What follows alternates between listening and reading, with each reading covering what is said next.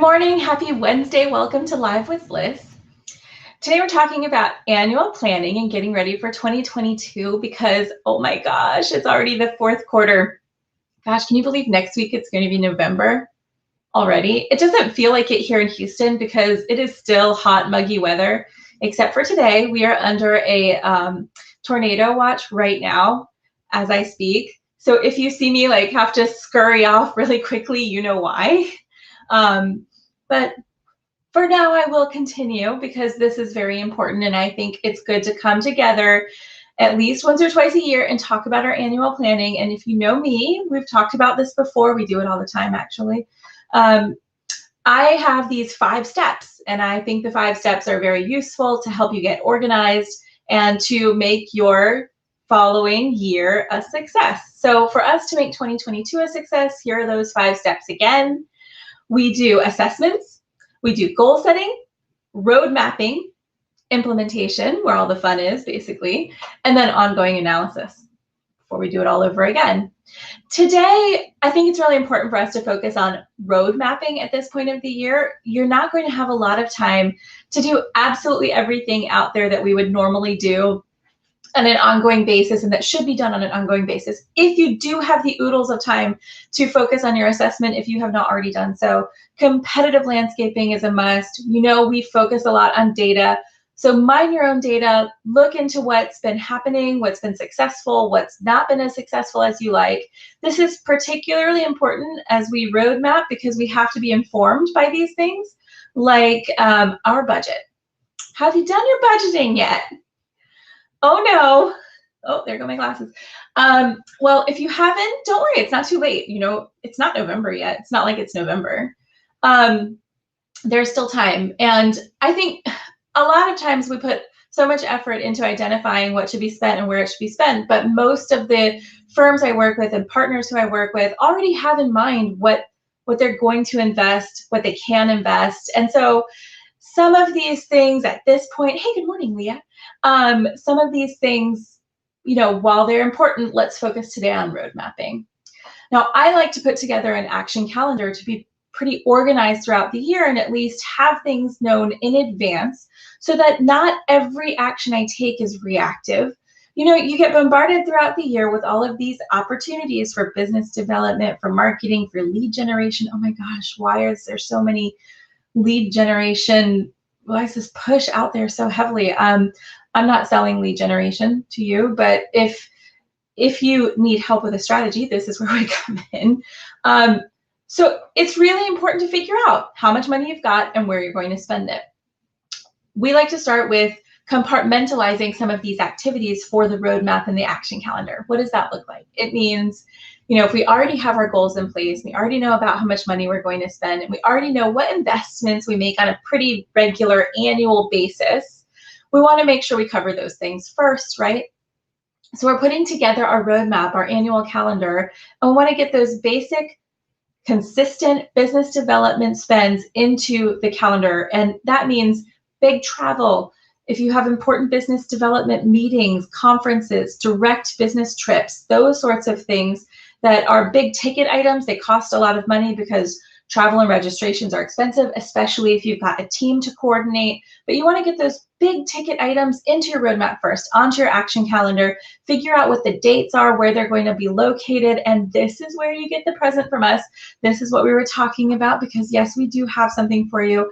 Our I don't know if you know us at all, we put together this pretty massive IP and legal event tracker, and we have lots of valuable, juicy information in there, like whether something is planned to be virtual or in person, where it's located, what industries it's best for, what practice areas it's good for, and then links to all of the actual event pages that are available at the time that we publish it. It's actually not published publicly, I shouldn't say that, but if you are interested in getting a copy of it from us, just go ahead and drop us a comment or send us an email to solutions@firmforward.com, and we will send you a copy of our legal event tracker. I know a couple of you have already reached out to ask us for it because you're in the midst of annual planning.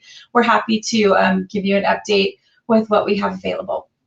So once you put those big items in there, I want you to think about other things that would go in your action calendar or in just your legal marketing and BD calendar that you may not have thought to include before. Things like the big events that you're not going to go to. What? Why would you do that? Why would you have those in there? Well, you do want to know when they're happening because you want to be able to plan things around them and you want to be aware of them kind of throughout the year. So if you're thinking of your content calendar and your webinar calendar and you still want to be relevant to an audience that you might miss, it's helpful to think about where that audience is going to be. And if those are events or conferences or activities or meetings that are important to you or your industry or your practices, the legal services that you provide, it is useful to know about them and have them, in the back of your mind or as a reminder on your calendar out there so that you can think about those as you plan the other things, all the other things. So in addition to those live events, face-to-face, in-person, or even virtual in-person events that are going to take some time and energy, getting those onto the calendar, you also want to include other things. I like to put together media plans, digital marketing investments, and content plans, and I like to put them into a calendar, put a date on it. I find something to be more achievable when there's structure around it, especially for busy people like lawyers who are trying to run law firms. And if it's not just for you, if it's for your team, and of course, maybe that's not something you would be doing necessarily yourself, but have a team member volunteer to organize it, or maybe you actually have a staff that will do this for you in your legal marketing and business development departments. You want to make sure that these things are structured in a way that they go together, right? How strategic is it? So if you know that you're going to attend an automotive event in the fall, maybe you plan your content, your digital marketing strategy, your publications also around that event that you're going to attend, or maybe even if you're going to miss it, maybe that's even an extra reason to calendar that kind of publishing for the time of that event, right? If something is seasonal, if there's a certain holiday, if there's a certain cultural thing happening or commercial thing happening, something important in business, maybe that's when you plan for something to happen. But I find it to be more effective if it's already in your diary, if something has a reminder on it. So when you're putting together this plan and you're putting it on a calendar, this road mapping idea, you don't just want to schedule the actual event itself. That is helpful. Don't get me wrong, you need to do that. But then you also want to include the action items that go around it. You or a team member can plug these in. It can be formulaic, but I recommend doing things like having a reminder a few months out. Hey, this is coming. Time to start planning for this. Oh, we know that we need to get these 3 different things done before we go to these events: registration, travel planning, a strategy for the actual event. Any particular training that you want throughout the year. If you have a tech implementation that's coming or that you've been meaning to invest in and you haven't done it yet, but it's just sort of on the radar and you know that it's part of your budget or that you plan for it to be, put it into the calendar, put a date on it. Say, this is our legal tech kickoff. This is what we're going to be discussing, be deciding. You might even want to put a date on it to decide. And if you're not ready, you can push those things out. Hey, Ahu, I can't believe you're here right now. I mean, I know that everybody was up very late. Oh, wait, it's a weird time of day, right? I missed the women's event at 1 a.m. I'm sorry. I was sleeping so that I could get ready for this. Anyway, you want to put all of these things in your calendar with advance warning so that you're proactive about taking action when you need to take it, rather than waiting for these opportunities to slam your inbox and say, oh, hey, look, you can sponsor this, you can write this article, you can do this guide, you can invest in this lead generation tool. Oh, we have a new practice management tool for you, a new pipeline, a new this, a new that. You don't have to spend a lot of energy throughout the year focused on every single one of these offers and trying to stay on top of it or in front of it or ahead of the competition for all of these, because you've done some annual planning in advance and you've limited the scope of these activities for yourself so that you can focus on the other things that are also important, like servicing the clients and providing the best absolute quality of service that you can so that these other activities are successful. Without that part, they won't be. So you put your action calendar together and then what? Just leave it? No. This is something that you're going to analyze on a regular basis. That's our step number 5, actually, after implementation. you want to take a look at this on a regular basis and update it. So just because I'm saying throw all these things on your calendar, put everything in there right now, it's going to make it all cluttered so that you can't get through your day because you have 1,000 reminders every day. Well, you can have a separate calendar for that, so no worries there. But also, you don't have to necessarily stick to it, right? This is, people get a little stressed out. They're like, oh my gosh, if I have to do this and I have to do that. Well, you don't have to, but even the act of putting it together in an outline or on a calendar or in an organized fashion will help you be more successful throughout the next year as you've identified all of the priorities that are important to you. You've got an idea ahead of time of when things are happening and what your investment in them will look like. Maybe you're already starting to plan for your team to be involved in different things, or even if it's just for yourself. You can definitely get your brain in the right space to function if you've already got them out there. And even if you don't pay attention to them or click those reminders off as they come, you at least will have a good sense of them to be able to be successful with the rest of it. So again, those 5 steps, if we want it for anyone who's just jumped on: assessments, that's your landscape analysis, your competition review, your data mining, all of that stuff.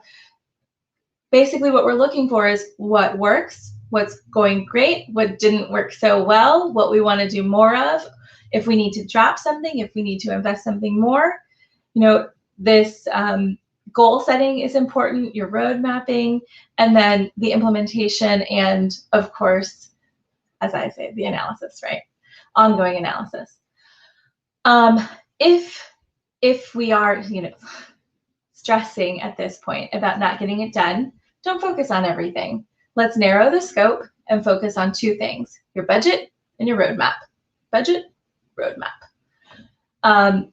Put a figure on it. If you need help figuring out what that should look like, I get these questions every year. How much should we be investing? It is a really hard year to make that determination. I mean, things for certain people were successful when we didn't expect them to be successful, and things were a complete flop for other people when we thought they wouldn't be.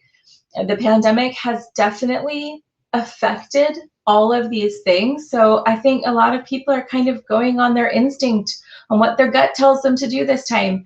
And I'm not even going to say that's necessarily wrong, even though I am this kind of data freak and I just want to have the hard numbers. They might not tell us the full story this year, or even if we're trying to do some trend analysis, they probably won't be that informative at this stage in the game for the things that we know we need to do. So to be truly prepared and have that successful year, we want to go ahead and make some decisions, and don't put it off. This is the time to say, it's not just about like, oh, I know I have to do a budget, think about how much things cost, and oh, I know I need to, figure out where we're going to go this year and who's going to be attending these business development trips and going to these conferences, what memberships we're going to keep up, maybe if I'm going to sponsor something or be on a board somewhere or do something editorial.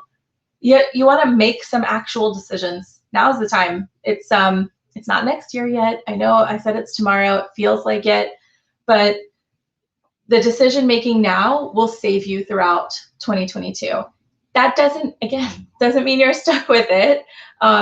You can change your mind, but having those decisions in place, and oh my gosh, it looks like the sky is falling, will definitely give you the structure and the guidance to be able to stay on top of it throughout 2022 and be more proactive about the direction that your firm goes and how successful you can be, rather than just being completely reactive to all of the different things that just knock down your door and say, hey, spend money on me, spend money on me.